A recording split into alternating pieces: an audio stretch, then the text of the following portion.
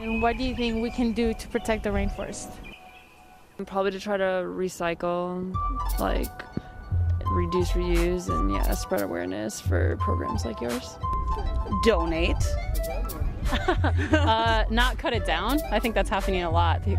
Yeah. I do whatever I can whenever I'm online. Recycle. Picking up trash. You're educating people by telling them those things about recycling, about our planet. By endorsing conservations. You know, if there are trees being chopped down, to replant them, I don't know.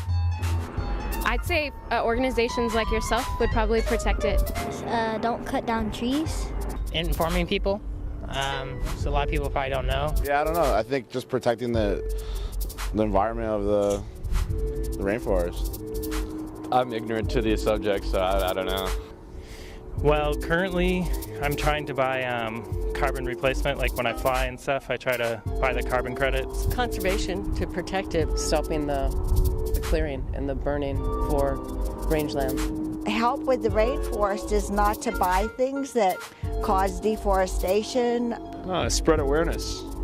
Yeah, get on board with these guys.